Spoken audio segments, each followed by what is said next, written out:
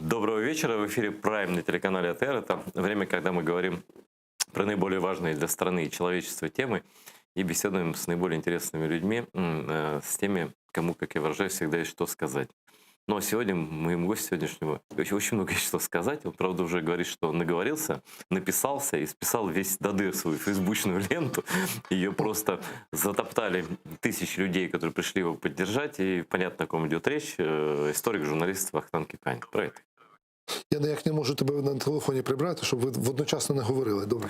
Вітаю, привіт, Ігор. Витаю. Ну, ты герой дня, уже второго по счету дня. Вот. И, с одной стороны, событие плохое. То есть Медведчук выигрывает суд в свободной Украине, суд против Стуса, на самом деле. Это, конечно, полный привет, да? Повний маразм. Маразм, оскорбление, унижение, и можно сколько угодно возмущаться. Но есть и другая сторона медали. Твоя книга раскуплена на 10 лет вперед, наверное, там, ну, на год-то точно. Вот. Какое чувство в тебе сейчас превалирует? Типа ты доволен или возмущен? И чего больше? Но перед тем, как начнешь отвечать, я нашим зрителям скажу, что у нас самый прямой эфир, так сказать, в истории человечества. Поэтому звоните прямо сейчас по телефонам, вайберу, скайпу, как угодно. Вот, и представляете, говорите, кто вы, откуда, туда-сюда. Вот и вопрос Вахтангу Кипіані. А я попрошу. Я думаю, що мої відчуття можна розділити на кілька слів. Є втома, бо все-таки я 1,5 роки живу з цією книжкою. Як правило, автор випускає книжку, там пару презентацій, відпускає і щось пишеш нове. Я так збирався, в мене багато планів. З другого боку, є радість, що навіть через ці надзвичайні обставини десятки тисяч людей або вже мають.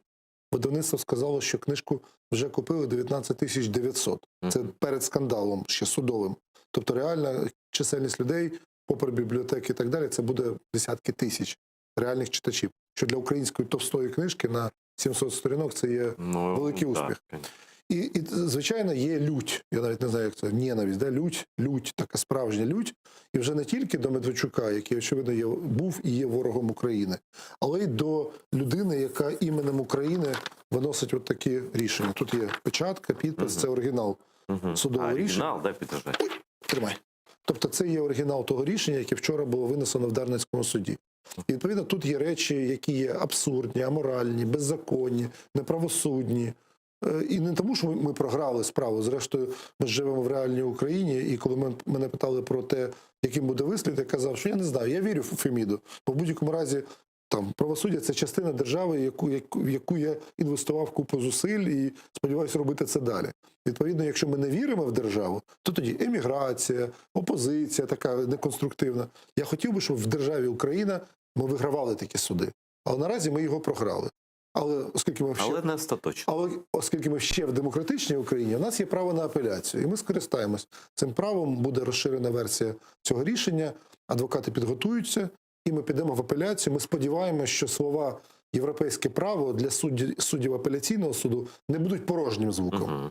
Бо в цьому суді, в Дарницькому, ми теж не коментували жодного слова за весь процес про суддю, там, про її минуле, ми не говорили. Це була навмисна позиція не змішувати очікування і реально... Спробувати, як воно працює. Як воно працює, так. Да. І виявилося, що десятки посилань на рішення суддів Європейського Союзу і рішення там суд такий-то громадянин проти України в Європейському суді виявилось порожнім звуком.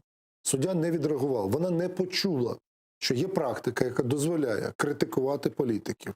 У політиків немає права на приватність, політики не мають права заборонити вживати їхнє прізвище.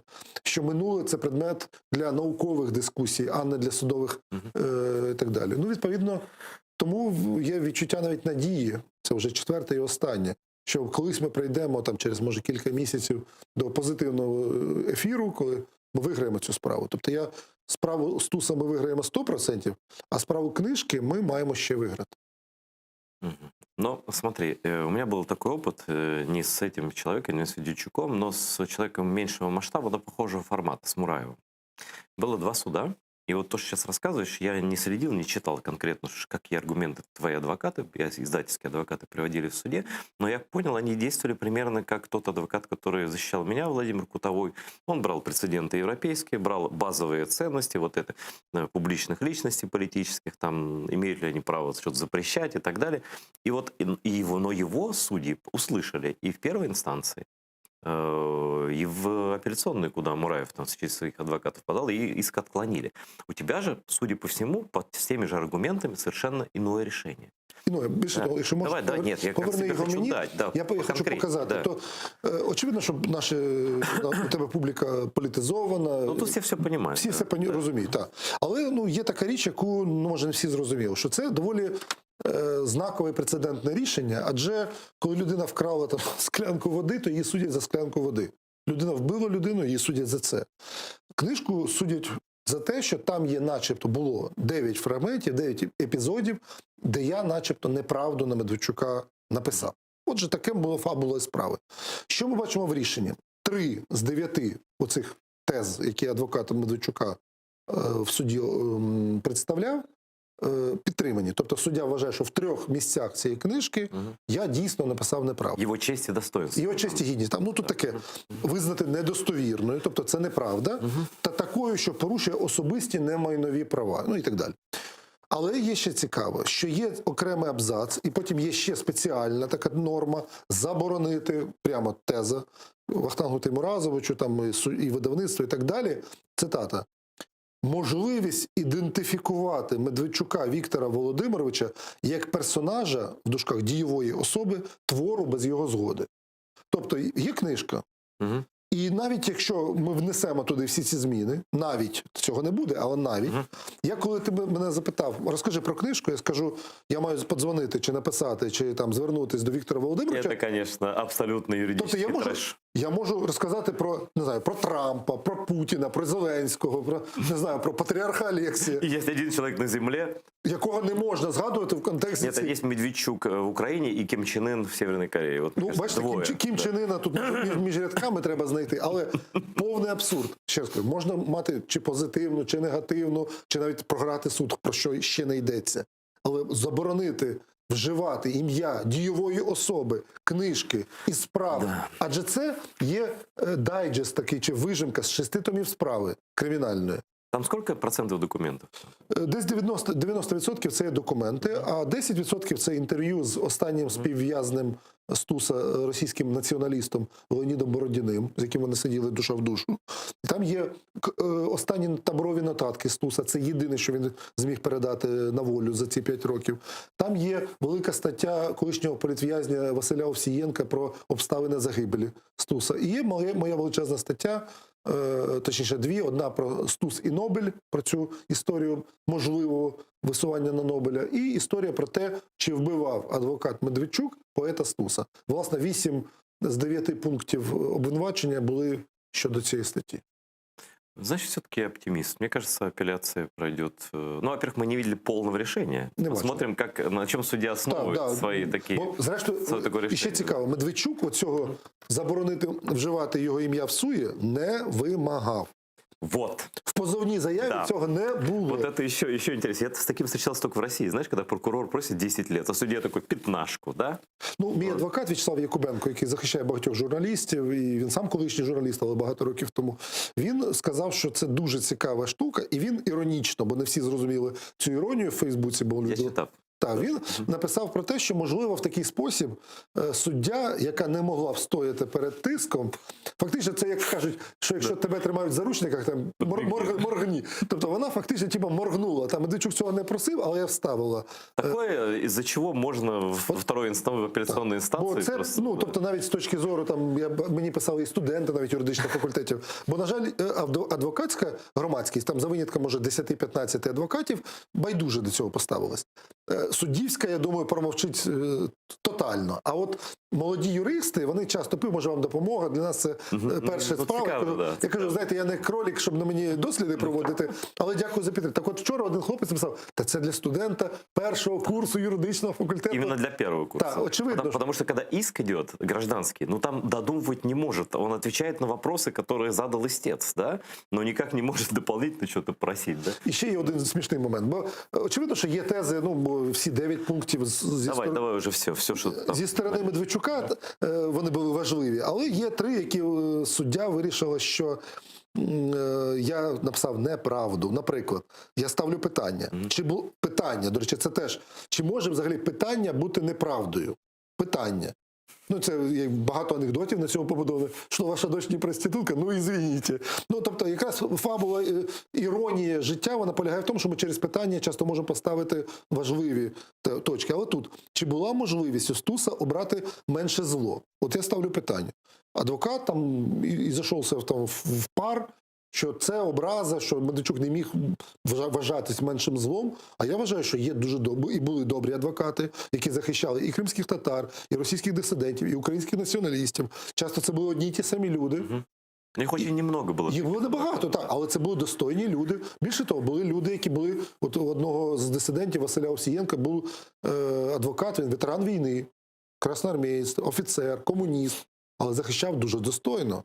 Тобто люди були, але Медведчук серед них не був. Тому я і пишу, чи була можливість обрати? Ні, не було, бо держава не дозволила Стусові обрати. Ну, це, по-перше, це твоя особиста думка, що він Так. там... А як можна заперечити? Хай довідку принесе, що він не менше, а більше більше зло. зло, да. Це, або, наприклад, тут є фраза, я думаю, що для багатьох кримських татар, це, до речі, дуже важлива точка, відома назва «Хроніка текущих событий». Ну, Це саміздатовський чи самвидавний документ, журнал фактично, Гельсінської групи. який поширювався таємно, там, і в якому було дуже багато матеріалів про Так. життя совєтських народів під комунізмом. Так от, я цитую в книжці. Тобто в книжці на сторінці 664 є цитата з «Хроніки текущих событий». Медведчук на суді визнав, що всі злочини, нібито вчинені його підзахисним, заслуговують на покарання. Тут є лапки, все, що треба.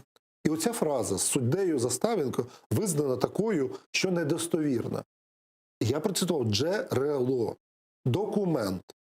Ні Медведчук, ні Андропов, ні Брежнєв, бо він ще застав цей час, ніхто, ні Путін не подавали в суд на хроніку текущих событий. Даже у них как бы ума хватило. Ну, просто суддя Заставенко визнала хроніку текущих событий брехньою, лож'ю. Вот это я нюанс еще не слышал. Так, Это і очень це интересно. дуже важливо. Тобто, тому що, знаєте, є думка, є помилка, є там образа, все зрозуміло. А це цитата з джерела, якому 40 років.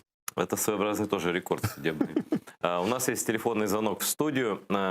Добрий вечір. Кажіть, хто ви, звідки, і ставте запитання Вахтангу Кипіані. Добрий день, мене звуть Саша, я з України. І я хотіла запитати, навіщо, як вважає Вахтанг Кіпіані, це взагалі потрібно Медведчуку? Адже ті люди, які його підтримують, проросійські, вони і в цьому його будуть підтримувати і казати, що Стус поганий і таке інше. А ті, які його ненавидять, вони його не люблять і так не підтримують. Вони і так про цю історію знають і все одно не будуть підтримувати. Навіщо цей суд, навіщо забороняти книжку? На репутацію я гадаю, що в нашій країні це не настільки важливо. Що йому буде? Дякую, хороше запитання. Супер. Але треба бути Медведчуком, щоб на нього відповісти. Ну, Я спробуємо. справді не знаю мотивів, але ж це не перший суд. Це ж не те, знаєте, ми жили, і тут суд від позов від... Та це для нього певна традиція. Це певна традиція. Це вже, напевно, юристи кажуть, навіть понад десяток різних справ. І, до речі, ще буде через кілька тижнів суд над чи проти Ганни Гопко, колишнього нардепа, яка про нього теж сказала, здається, кат Стуса і так, щось таке. Тому це для нього традиція подавати до суду на тих, хто пише або розповідає про нього не те, що йому б хотілося. Тому це, з одного боку, підтвердження статусу, що він не пропустить кожен випад проти себе. З другого боку, хто він, от його образ сьогодні, зокрема перед тими його виборцями, його прихильниками, про яких глядачка сказала. Він виглядає як крутий хлопець. На відміну від Порошенка, він з Путіним на одній на одній мові Так, спілкуються. и тут суды выигрывают. На відміну від Зеленського, він може відпускати там за руку, хоча це неправда. Тобто він крутий хлопець. Мгм. А коли людина прочитає цю книжку, а ще й прочитає кілька критичних публікацій сучасних адвокатів, які розповідають, яким поганим адвокатом був Віктор Медведчук. Тобто непоганою людиною, це вже питання таке суб'єктивне, поганим професіоналом. І відповідно, він крутий хлопець, а тут він лузер. Слушай, ну Оце моя відповідь. Я думаю, що йому не хочеться бути лузером. може бути так, але я погоджуюся з глядачкою, яка щойно телефонувала, що для його прихильників це жодного значення не має. Він все одно, ну як Путін для них ікона, як там Росія для них це шлях там до щастя, так і Медведчук для них як так, ну не знаю, скульптура така. Да? Тобто вона що мала на увазі? Що він сам собі гірше зробив. Я не знаю, ми з тобою перед ефіром, і ви ще, може, процитуєте, що не цитують. Ну, який дурень? Ну, просто, що він робить? Він робить те... Ну, да, з нашої точки зору так. Так, Да, що, бо тобто це він ірраціонально. хвилю підіймає проти себе. Проти себе, да, так. сам. Тому я думаю, що ця капіталізація, вона не тільки в тому, що продажі книжки зросли. Він набиває ціну в очах Путіна Ага, і в очах тобто, проросійського електорату. Він це спектакль не для нас з тобою. Ну, не тільки для нас. Тобто тут, напевно, як в сучасному світі постправди, ніколи нема одного тла чи одного там... Є різні інтереси, які сплітаються в одну річ. Тому я думаю, що він грає і на зовнішню арену, ну, на російську, зокрема. Йому треба продовжувати бути головним по Україні. Угу. І от, відповідно, це та людина, з якою націоналісти оце судяться. Це людина, яку... Він ще перемагає. І так, але мені здається, що в принципі, звичайно, це симулякр. Це таке в радянські часи був такий термін воровка на довір'ї. Він входить в довіру до Путіна, розповідає. Он себе продає дорожче, ніж стоїть. Звичайно, от і все. Тобто реальна ціна його перемог в минулому нуль. Він обіцяв зробити Кучму вічним президентом, та Кучму вішали на Хрещатику. На самом деле не только как адвокат-лузер. Он и политически это фактически, ну, нет у него никаких шансов в Украине. Да? Но это потолок, что он сейчас имеет. Несмотря на все его каналы, на все вот это, что ему дозволяет власть, там уже там 7-й год после войны. Ну, у нас это уже я так немножко поболтал. У нас звонок еще один есть. Доброго вечора. Кажіть, хто ви, звідки? І стався запитання в танго к п'яні. Алло, добрий вечір. Кажіть. Алло.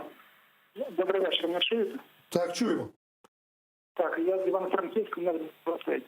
Ну, я так розумію, що від вашої книжки постраждала честь і гідність Медведчука. Я хотів питатися, що це за таке поняття честь і гідність взагалі? Ну, як може бути честь і гідність, яка постраждала Медведчука, який взагалі ні честі, ні гідності немає від народження? Він ж не гідник. Що це за таке поняття честь і гідність цієї людини? Дякую. Нас змушують бути адвокатами Медведчука. Сказати, що кожна людина має честь і гідність, здається, це в Конституції написано. Ну, я не буду цього робити. Очевидно, що кожна людина обирає собі життєву дорогу. Він сам обрав шлях бути по стороні ворогів України. От те місце, де він... Свідомо. Відверто, відкрито. Він нічого не приховує. Так, тому, відповідно, тут треба віддати належне. Так, відповідно, він хотів цього, він це має. І ненависть людей, навіть оцей спалах активності, коли політики, релігійні діячі всіх конфесій, підприємці, там, спеціалісти в різних сферах в ці дні демонструють себе з книжкою, або показують свої бібліотеки, або організовують якісь події. От зараз в цей час, я теж хотів би там бути, але ми з тобою зараз в ефірі, відбувається читання віршів Стуса при свічках. Публічне читання, причому це ж онлайн все відбувається. Ну, я потім подивлюсь, бо мені дуже хотілося б там бути. Перед тим в Одесі були читання поезії Стуса і матеріалів, фрагментів з книги. Сьогодні Ахтем Сейтаблаєв виставив відео, де він читає з книжки «Справа Стуса», Василя Стуса фрагменти. Тобто, фактично, ця історія змусила людей трошечки зупинити свій біг і подумати про велике. А Стус – це фундаментальна фігура, без якої ми не можемо жити. А чи був ти здивований масштабом підтримки? І, може бути, з якого з боку когось ця підтримка була для тебе неочікувана? Я не був готовий, тому що я, в принципі, не думав, що, грубо кажучи, є речі, які треба от через такі обставини. Мені здається, що Стус сам по собі така величина, що коли книжка вийшла, вона добре... Занурений в нього просто. Книжка добре продавалась. Тобто не було потреби робити скандал. Коли суд почався, ну там десь в 2 рази, можливо, продажі зросли. Але потім вони зійшли на пси. Бо все-таки всі чомусь думали, ну не може Медведчук в незалежній вільній Україні вигравати суди проти, ну, от те, Проти про що сказав Василя наш Стуса, насправді. глядач з Франківщини, так, про честь і гідність. Ну немає дійсно людини, яка продає батьківщину і життя багатьох людей Путіну. Ну, правда, я сумніваюся, що гідність такої людини є. Вона колись була, напевно, в дитинстві чи в юності. Зараз її вже точно нема. І тому, коли от справді спалах, і коли, я точно знаю, в одному великому інтернет-магазині було 700 книжок на момент суду, і коли через годину вони повідомляють, що книжок Через годину, нема, да? і коли це виметено по всій мережі, книгарень є і так далі, це свідчення того, що люди, як в час Майдану, коли тільки стало можна, по всій Україні скинули Леніних, бо це було треба врахувати цей момент.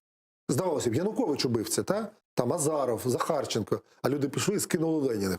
Бо до Захарченка чи до Путіна вони дотягнутися в цей день не можуть, а Ленін, він зло, і він є поряд.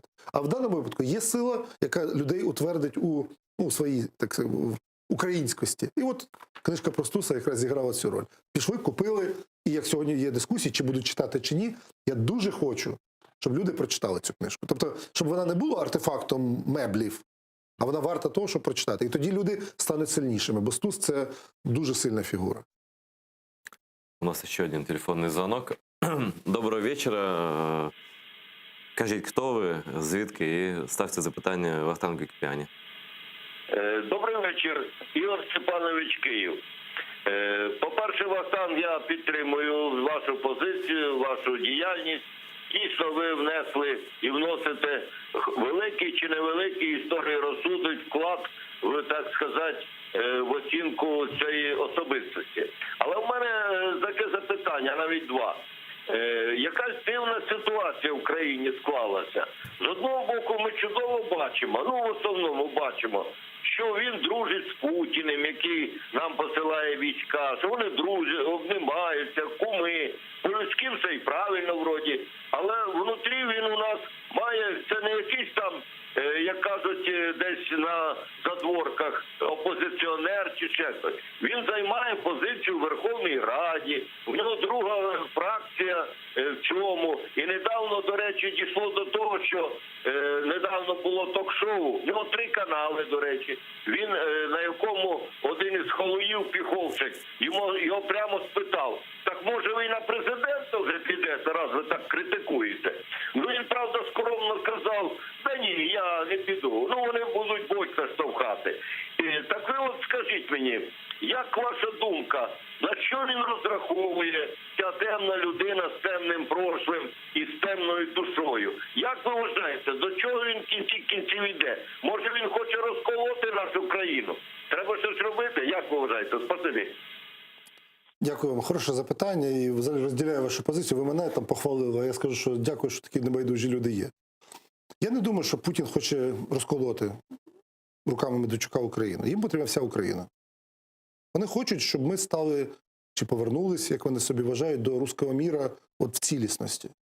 Хто буде заважати, буде або вбитий, або витіснений, що відбувається в Білорусі, наприклад. Да? Хто хоче, хай їдуть в Литву, в Польщу, там, куди в Канаду.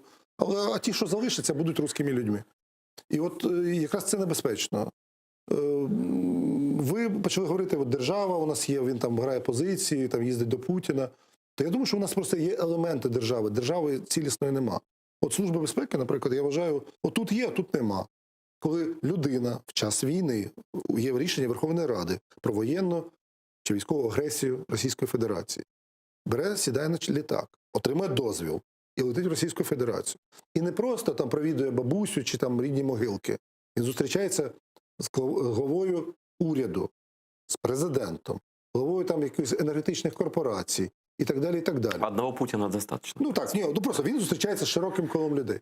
Потім він повертається, і жоден слідчий в системі, адже слідчий – це процесуально незалежна фігура. Це не треба, щоб Зеленський сказав, Вася, ти тепер маєш допитати Медведчука. Це незалежна фігура, вона має подзвонити чи написати листа. Віктор, прийдіть, будь ласка, в такий-то момент на допит Служби безпеки України. А може проблема в тому, що От мені здається, законів немає? Так як немає. Є закон про протидію тероризму. А є заборона спілкування з Путіним, там, з головою Якщо держави? Російська Федерація визнана державою окупантом і агресором на державному рівні, і це рішення і РНБО, і так далі. Це правда, але Чи є в законі пункт? Ні, що значить заборона? який забороняє? Тобто, ну немає в законі заборони вбивати конкретну людину. Вбивати людину в принципі не можна. Є Російська Федерація як держава. Президент Путін, він не гражданин Путін, він президент Російської Федерації, інститут. Він спілкується з інститутом. Чого не вистачає? Політичної волі чи чого? Нема політичної волі і нема сміливих людей. В кожній професії, в журналістиці, в службі безпеки. Які просто візьмуть на себе Так, відповідальність. Потім навіть вилетіти, хоча я не знаю, де тут вилетіти, бо ти мусиш виконати роботу. Це така робота. Ну, дивно від хірурга, наприклад, просити, щоб він вилікував там рак, не знаю, поглажуваннями шкіри. Так не буває. Вообще ты очень правильно сказал. Потому что, знаешь, тысячи людей работают в СБУ. Я думаю, що десятки тисяч. Десятки тисяч. В Держпогранслужбі України. До речі, сьогодні, вот ты, может быть, не уследил, потому что ты занят был все время, там, понятно чем, а вот Серега Стерненко написал, он нашел, и я увидел это у него, я тут же репостнул, потому что меня это выбесило, что в Украину в очередной раз приехал такой подонок Корчевников. Мені про це колега сказала. Сказал, да, так. знаешь, да? И причем с особым цинизмом, что, судя по тому, что вот написал Сергей, он по приглашению Медведчука сюда приехал. То есть он не только сам летает куда хочет, пользуясь, может быть, в том числе и статусом там, депутата народного. Статус да? депутата Нет, не имеет значения. не має значення. Окей. Ну, вот пользуясь тем, что вот он Медведчук такой, Так. тут, да, при всех властях свободный, да, так он еще сюда тащит людей, которые посещали Крым. Ну, посещали, это же нарушение границ Украины. По идее, Тобто злочинці. Давай просто... да, злочинці. Просто Він злочинця має з точки бути зору- затримано. А він з Оксаною Марченко там знімають кіно там чи щось. Ну, то есть он его протащил через границу, Медведчук. Я правильно понимаю? Так? Ну так, виходить. Або він партизан, прийшов поліськими Ну, да. болотами, Мгм. або він просто перетнув в одному з пунктів препуску, я підозрюю, в Борисполі або десь. І відповідно ті люди, які там мають просто це маленька людина. От її робота дбати, щоб всякі виродки і злочинці або потрапляли потім через систему слідчого ізолятора в тюрму, або просто йому там виписується заборона там на 5 років, і він депортується найближчим рейсом, там через Мінськ, приміром. Відповідно, це означає, на кожному місці не вистачає нормальних патріотичних, професійних українців. На кожному місці. Це не означає, що їх немає в принципі. Але коли дійсно от історія з поїздками Медведчука так всіх, м'яко кажучи, бентежить, і жодна людина не ставить питання. Це ж не означає, що його треба посадити і вбити за це. Треба допитати, розпитати. Він має право мовчати, він має право говорити в присутності адвоката. Тобто у нього теж є права, бо ми демократична країна. Але робити вигляд, що поїздки до Путіна – це просто як води попити, що, власне, і відбувається, це означати, що Україна – це країна, яка не відбувається. Ну, либо отношение к этому Корчевникову, пропагандисту, который нарушал границу Украины. Ну, попробуй кто-нибудь из нас нарушить границу какой-нибудь страны. Любой. Польши, Британии. Вот я только всплываю на острове где-нибудь на британском. Да, У и мене є что? товариш, який жив у Чехії, ще коли не було Шенгену. Він, гуляючи по парку, випадково зайшов на територію Австрії. Мгм. І його депортували куди? Не в Чехію, в Україну. Ага. Тобто він каже, я живу, я видне помешкання маю в Чехії, поверніть мене додому, там родина, собака і так Але далі. закон є закон. Його повернули в країну, звідки він громадянин. А у нас враг откровенный под крылом Медведчука. Ему украинский пограничник ставит штамп и говорит «счастливого пути». А є випадки нещодавні, коли людина, яка в списку заборонених осіб і має рішення державне на руках, Баста, Да. репер, та, чи хто він. То же самое. 2 роки тому СБУ звертається, каже, його не можна пускати, а потім Баканов тепер каже, що можна.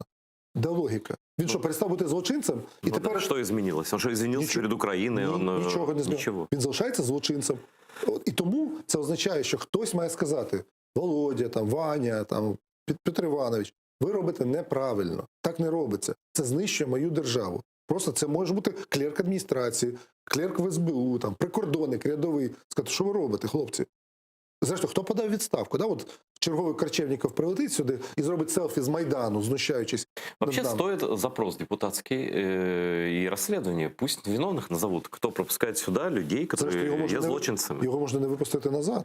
Но вообще-то его можно спокойно посадить и следствие завести. І ми поміняємо його на якусь достойну людину, До речі. яка сидить в російських До застінках. речі. Застінках.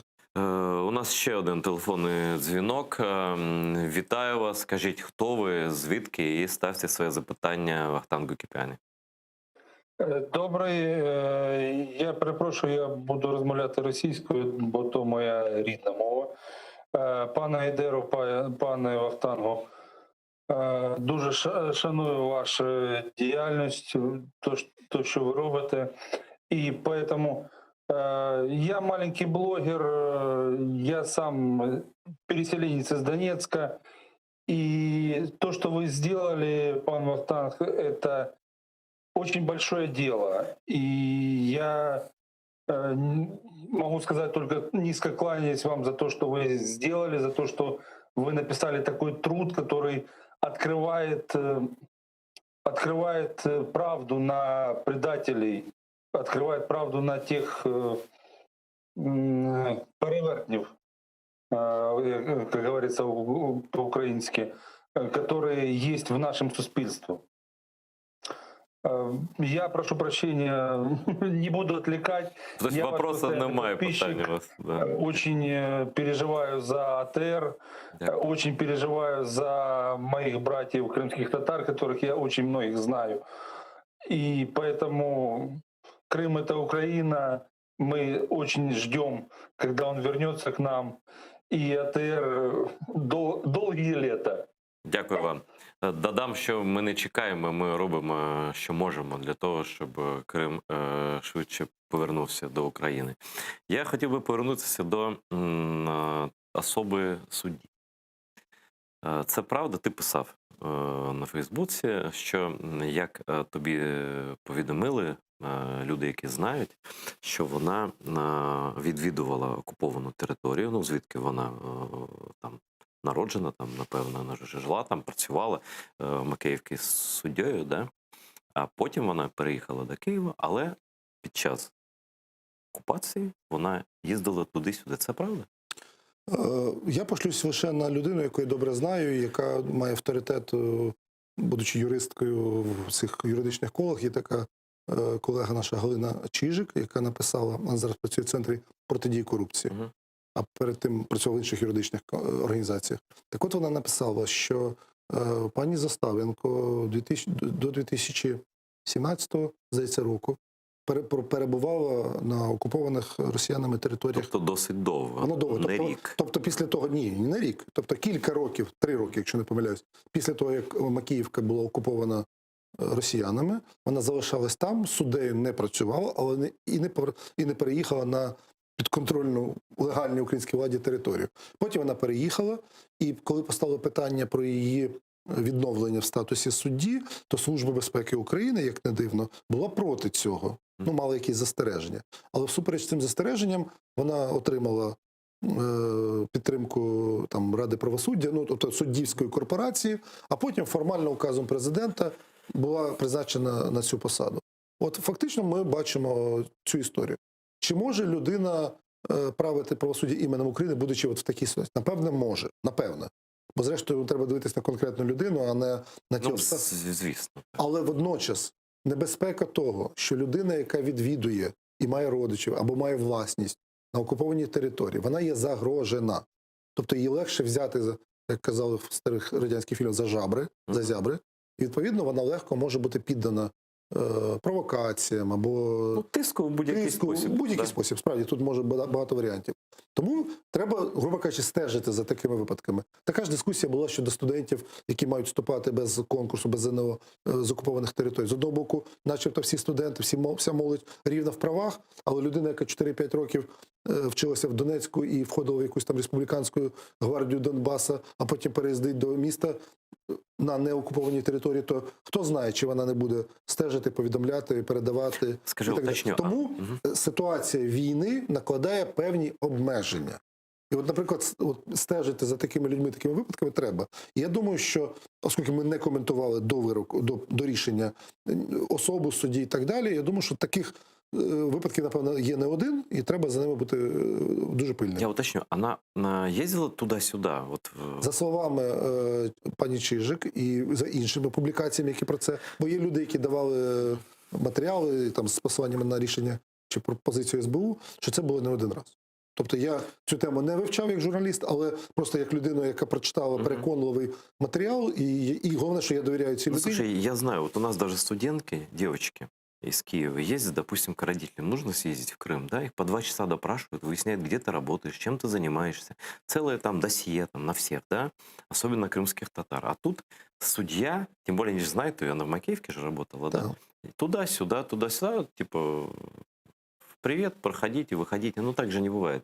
У нас студентов по 3 часа допрашивают. Неужели ФСБшники не заинтересовались личностью судьи? Я думаю, що у нас і для цього і існує державна служба, яка має це упереджувати, контролювати і карати. Ну, тобто, це її функція. Тобто, якщо там добрі люди, хай йдуть займатися гуманітарною допомогою там бідним кошечкам, собачкам і так далі. Тобто, для цього є де проявити свою гуманність, емпатію і так далі. В Службі безпеки таких людей має бути доволі мало. Їхня робота знайти і знешкодити ворогів України. Це їхня робота. Якщо вони коти, які не ловлять мишей, то їх просто виганяють. Вони не потрібні.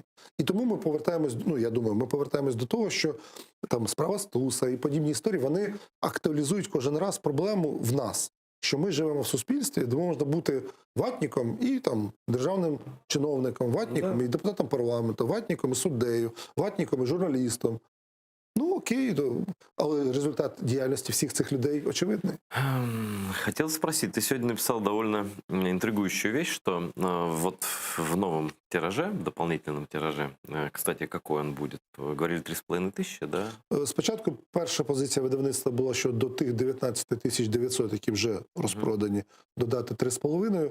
Але я так зрозумів, з коментарів буде набагато більше, бо дуже багато людей замовлення. За замовлення. Так, дуже. Тобто це і теж формується, дивіться, книгарня є, формує свій пакет, ну, є КАБУ. Тобто, вони замовляють потім. Так, і це буде видно, я думаю, що це буде набагато більше, ніж 3,5. І ти написав, що вона буде з, як ти написав, з сюрпризом? Я написав з сюрпризом. Сюрпризом, да?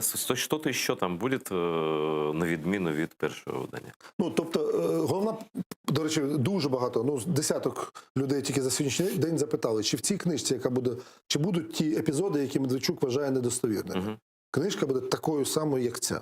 От точно 100%. Але, оскільки я не уповноважений, бо я не працівник видавництва ВАД, я знаю, про що йдеться, але я гарантую, що до того все, що тут є, буде ще дещо, що дозволить тим новим власникам цієї книжки відчувати свою таку спеціальну позицію, тому що вони матимуть трошечки більше, ніж мають попередні читачі. Але є дуже багато пропозицій, і навіть видавці пропонували зробити книжку про цей процес.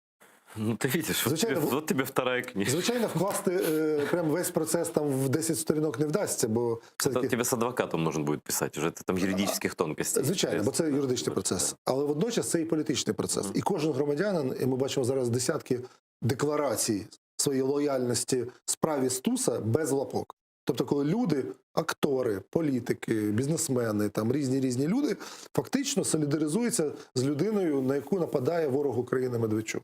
От мені здається, що якраз це дуже правильний момент, бо ми навіть іноді не бачачи своїх, в цей день переконуємо, що... Так, я дуже задоволений вчора був.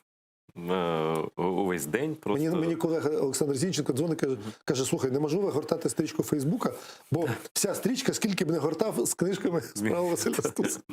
Может, это рекорд вообще за всю историю Украины, чтобы книжку так часто действительно везде показывали, постили, ты даже не посчитаешь. Навіть 2 олігархічних канали, які весь процес, жодного слова, бо, наприклад, АТР розповідав і показував, Прямий показував, П'ятий показував, Еспресо показував. Ну, боюсь когось забути, але це такі невеликі, ну, відносно невеликі канали. Всі олігархічні канали мовчали, ігнорував, не було процесу.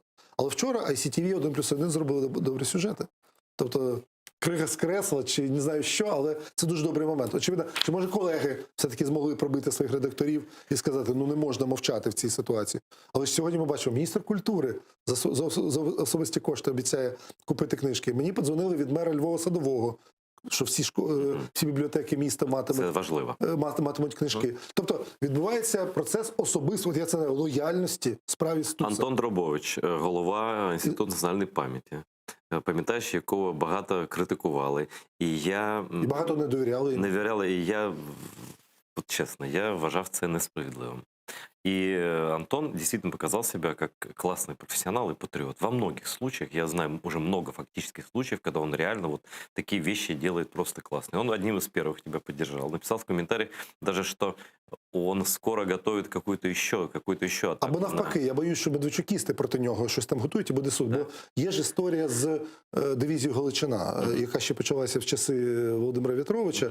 Ну, нагадаю нашим глядачам, прийшов лист, запит, чи можна символіку 14-ї дивізії зброї СС Галичина вважати нацистською. І В'ятрович в межах своїх повноважень як голови Інституту національної пам'яті відповів, а потім в суді медведчукісти фактично домоглися рішення, яке забороняє Інституту національної пам'яті висловлювати свою позицію. Це приблизно як то есть ты думаешь, что это на Драбовича, наоборот, напали? Я думаю, що вони нападають, бо фактично, от дійсно, багато людей не довіряли, я був нейтральний, бо ми дали, коли був конкурс на посаду голови, ми і Антону, і всім конкурентам дали рівні умови представити свою позицію. Очевидно, що я, наприклад, підтримував Володимира В'ятровича на посаді голови, але він став політиком. Ну, він же пішов, да. І він пішов сам в відставку, тому, відповідно, мав бути якась інша людина. І тому, в принципі, я задоволений його діяльністю, і є там різні моменти, але все одно ця позиція патріотична, і, на мій погляд, ми не втрачаємо. І коли, наприклад, президент от нещодавно днями фактично здає національні інтереси в стосунках з Польщею, коли заявляє, що у нас нема проблем в стосунках з Польщею. Ну, может быть, он имел в виду больших проблем. Понимаешь, А великі проблеми це дипломатические. це тисячі маленьких проблем. Коли польська влада домагається того, що хоче, а президент каже, що в нас Это немає. закон про Бандерщину? Ні. Це йдеться про те, що це дуже проста історія. На території Польщі за останні роки знівечено, сплюндровано 19 пам'ятників і могил українським На цвинтаре. націоналістам, партизанам, в лісах, на цвинтарях і так далі. І просто пам'ятників, тобто не тільки могил. 19. Жодна не відновлена. І от перед візитом Зеленського одну відновили, але просто сплюндрувавши, там була плита з іменами людей. Я читал это. То есть очень формально Які сделано. були громадянами, вони були А громадянами Польщі. плиты с именами нет теперь, Нема. да? І от фактично Дробович і Інститут національної пам'яті, тобто він же теж інституція, це ж не одна людина, це і думка інших людей, які там працюють.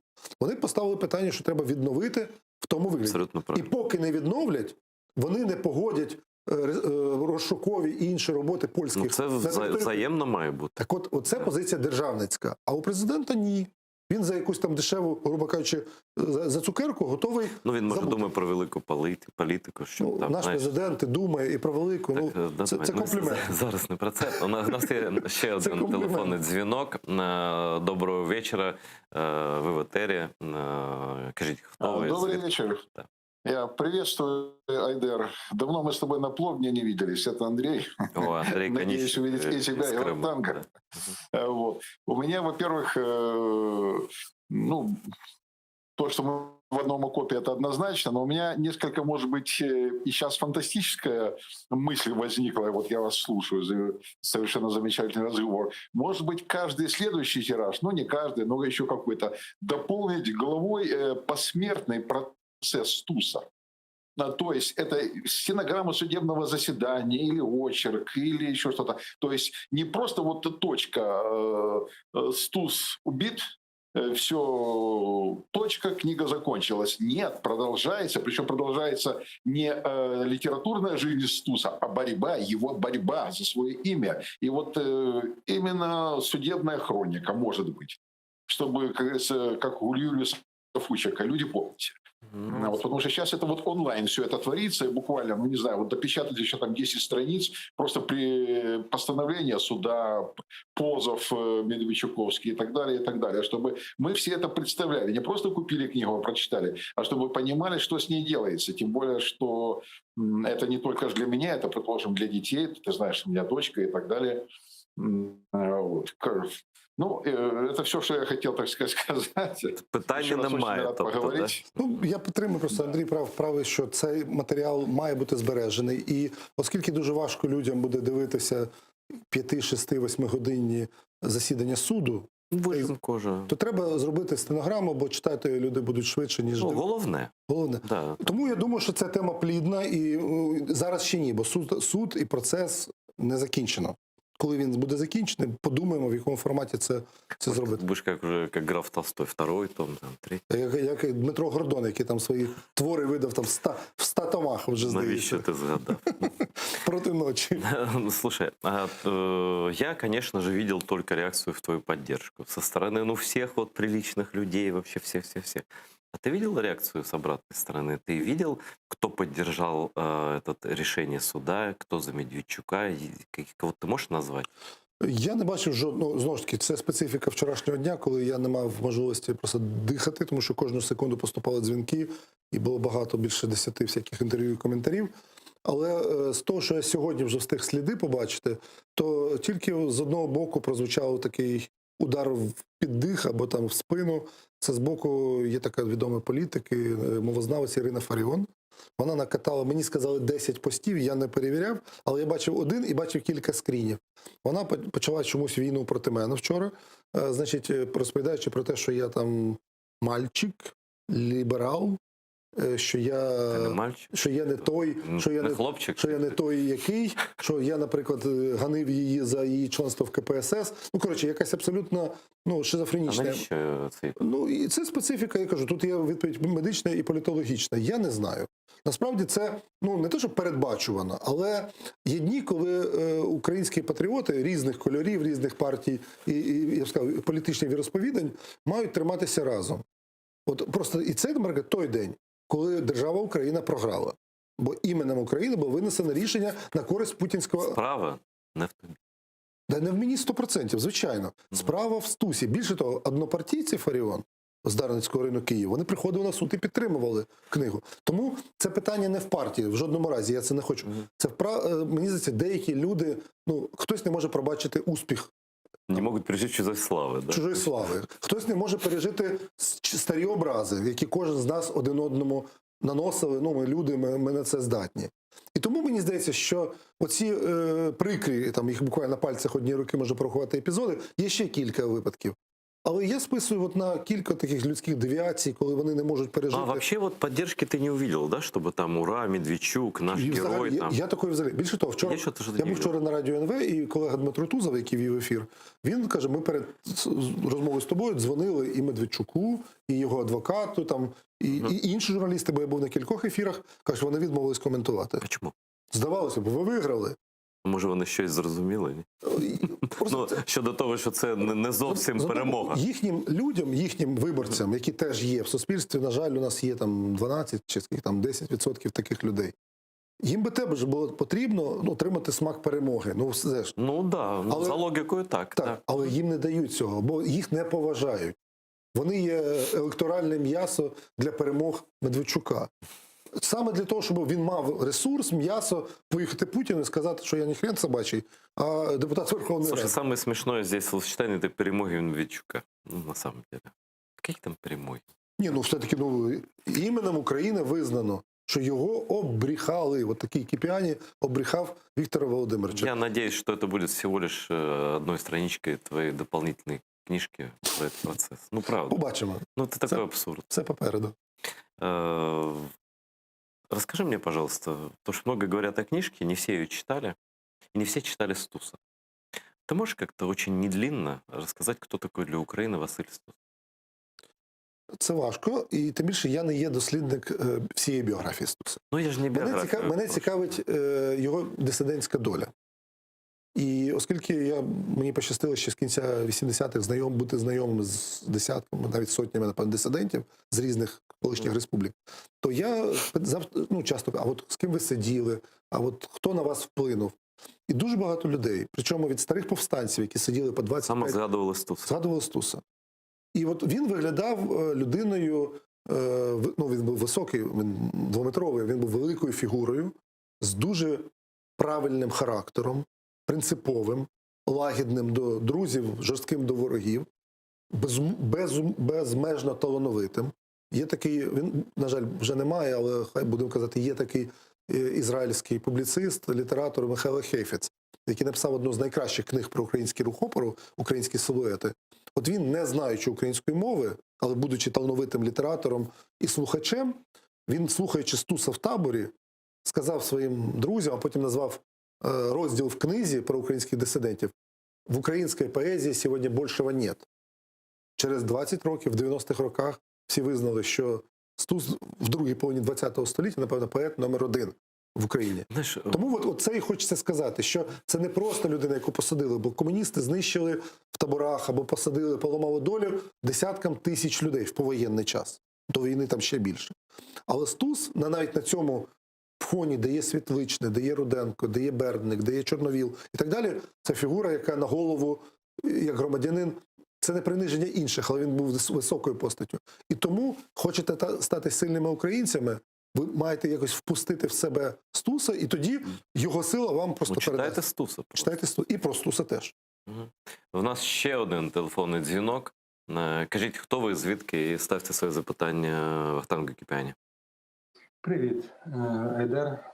То Єжи з Відні. З Відня. ти на- Єже з Відня. Єже, привіт. Привіт. Добре. У мене два питання. Такі досить дуже, але спробую заколею. Перше, щодо справи Стуса і книжки. Я розумію, як це могло статися, що у незалежній Україні патріота своєї держави Василя Стуса де-факто засудили вдруге. І самий гуманний суд в мірі вирішив виправдати злочинців і хіба найскравішого зрадника і ворога України. Ну, не будемо брати до уваги ла-ла-ла. Ось цей винятковий сором був можливий виключно до того, що вся ця радянська наволоч, на жаль, тримається за свої місця. І немов неможливо звільнити їх з посад з вівчим білетом, з забороною займати будь-які державні посади, а може й заборону працювати в своїй професії. Є кругова порука, і вони будуть боронити себе взаємно до кінця. Що мають робити небайдужі громадяни, щоб зламати це становище? Бо само об'єднання не дуже дає. Справи Шеремета і Стерненка дуже добре це відображують. Важлива і правдива інформація поширюється слабо, якщо взагалі. А мізок пересічному громадянину вимивають телевізійні канали того самого Медведчука. Як казав Антін Мухарський, до речі, дякую тобі, Айдар, за цей ефір, був феєричний, дійсне свято. Так ось, в образі Ореста Лютого в пісні «Братішки Бальні» з 2012 року ваші благородні пани телемагнати, ну скільки ж можна народу в душу срати? Я же не буде часу на відповідь просто у Так, Вахтанга. я постараюся скоротити. Ну, коротко, пісня чудова, але хто має позбавити ефір від катарського вина, якщо всі, окрім п'ятірки АТР, лежать і не рипаються під російську агентуру? Чи є якісь дієві методи до визволення з цього замкнутого кола? Друге питання пізніше може. Я, власне, посолідаризуюсь з тим, що це був процес над Стусом. Угу. Тобто це дійсно от та ситуація прикрості і ганебності, яку от несеш з собою, що в принципі таке можливе. Адвокат Стуса Кириленко, до речі, теж кандидат в депутати від ОПЗЖ, він тобто політик фактично, він регулярно відходив від лінії говоріння про книгу І в цілому говорив. і говорив про Стуса. Каже, ви кажете, що це Медведчук там якась цинічна постать. Ні, це ваш Стус. В 72-му казав одне, а в 80-му казав інше. Тут він казав, що він за радянську владу, тут він казав проти. Это как это месть Советского Союза. Вот правильно, я же заметил, что это совок, чертов совок. Да? Це відрижка совка. От. Тому, відповідно, але Україна сучасна теж якою мірою є цією відрижкою. Вибачте. Ми не Латвія, ми не Естонія, ми не Чехія, ми не Литва. Ми не засудили себе в тій іпостасі. Ми дотепер відзначаємо День воїнів-інтернаціоналістів, Так. які здійснювали фактично військову окупацію Чехословаччини там, чи інших держав. Такий мікс чи з Афганістану. великою частиною радянського... Звичайно. Тобто, з одного боку, я розумію, що солдат часом не обирає час, в який живе, людина, чоловік чи жінка. Але святкувати тут немає. Але тут нема що святкувати. Але ти не знаєш, що там 15 лютого державні чиновники покладають квіти, зустрічаються, нагороджують державними орденами, прирівняли їх до людей, які справді захищають Україну. Конкретна історія, конкретної людини завжди це трагедія і так звісно, далі. да. Але це означає, що ми не є Україною в повному сенсі. Ми ще трошечки, або і не трошечки, думаю, тут менш оптимістичні люди скажуть, і не трошечки у СССР. Єже, якщо ти на зв'язку, вже там, я не знаю, дуже мало часу. Все, да? Вибач, це дуже хороша людина, Звідня, наш патріот, дзвонив. Я, знаешь, что хочу? Осталось минуту буквально. Я хочу сказать нашим зрителям, всем, кто нас смотрит везде, что кроме книги про Василя Стуса, за несколько лет до того Вахтанг Кипианин сделал одно великое дело. Он подготовил и издал карту Крыма с настоящими названиями населенных пунктов, которых более 1000 переименовали русские оккупанты с крымско-татарских, там большинство на русские выдуманные. Вот это вы видите, да, видите эту карту на экранах своих. Это такая вещь просто, я страшно тебе благодарен за это. Я считаю, что и книга про Василя Стуса, и вот эта карта с настоящими, неизвращенными русскими оккупантами после геноцида крымских татар названиями населених пунктів, як такий явний доказ того, що це не російська земля, взагалі має бути в кожній бібліотеці, в кожному там домі людини, яка вважає себе українцем і кримським татарем. Дякую. Я хочу сказати просто, я думаю, що той Крим, який був в складі України до окупації, він був несправедливий до кримських татар. І оця карта – це така своєрідна форма громадської, бо я там від історичної правди це зробив з колегами. Гроші ми зібрали в кошик, тобто це не є ні грант, ні державна субсидія. Це от дійсно народні кошти. Це ідея повернути спочатку кримським татарам, а потім і українцям справжній Крим. Тому що таким, я впевнений, якщо завтра це відбудеться, він точно не має стати таким Кримом, який він був до 2014-го. Коли знову кримські татари будуть в приймах, в гостях на своїй землі, а російські окупанти і діти окупантів будуть начальством. Такого не буде. От не буде. Тому, відповідно, ця карта означає, там нема Сімферополя, там є Акмезджит. І, відповідно, я хочу, щоб коли Україна повернеться і синьо-жовтий, обидва прапори, і синьо-жовтий, і золотий, синій з золотою тамгою, з'явиться Бахчисараї, Сімферополі, Феодосії, Керчі і так далі, щоб оці назви були повернені на карти. І хай в підручниках історії буде і Сімферополь, і Севастополь, і так далі, як історичні топоніми, але реальними топонімами українського Криму мають бути оці Дякую за кримсько-татарські назви. твою позицію, бо більшість людей навіть не знає, що такі назви, як Сімферополь, Севастополь, Євпаторія, Феодосія, це не давньогрецькі назви, це вигадані назви. Просто Екатерина так захотіла унизить. А я мовчу про Івановки, Каліновки. Это уже следующий этап. Это от Екатерины до там, Сталина, а теперь... Вот на нашей карте Севастополь, который все знають як город русских моряков, Ак'яр. Або на деяких Ахтіяр. Да. Відповідно, я хочу, щоб ми колись їхали в місто українських моряків і кримсько-татарських. Ак'яр. Дякую тобі. Дуже дякую. Дякую. До побачення. Смотрите АТР. Всього доброго.